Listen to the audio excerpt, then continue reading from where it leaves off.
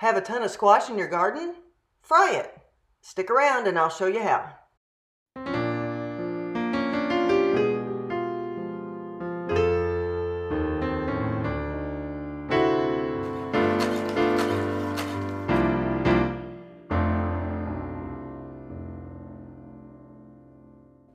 Fried squash isn't a delicacy in the South, but it is a treat. I keep the dredge in a zip-top bag and label it, so I can use it anytime I need. In my opinion, the best coating is almost all cornmeal.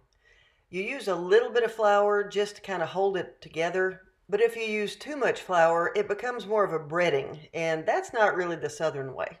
So I use 2 cups of cornmeal and only a 1/4 cup of flour, then a whole bunch of black pepper and some salt. Now mix it all together and go get your squash. Yellow squash, summer squash, and crookneck squash are pretty much the same thing. Zucchini will work here too. Cut them into rounds about 1/8 of an inch thick. Then put them in a bowl.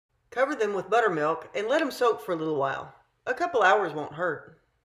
Get a heavy pan or skillet and put about 1 inch of oil in it. Then set up something for it to drain in. A rack like this over a pan or even a plate with paper towels will work. Whether you're using a bag or a bowl to coat them, just coat a few at a time. Drain them off a little and put them in and then coat them so that they don't clump up together.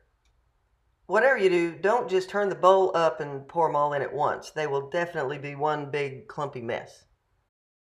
Really coat them well, especially if you're using a bag. Keep shaking it and then press it down. You want to really press that coating onto the squash. When they're well coated, just leave them sitting there for a little while and that'll help the coating adhere better. Make sure your oil is at 375, then carefully start putting in your squash. But don't overcrowd the pan. You don't want to cool down the oil. Move them around occasionally so that they can brown evenly. Once they're a deep golden brown, remove them to the draining rack. Be sure and salt them once they come out of the oil. You can dip them in ranch or something if you want, but I love them just like this.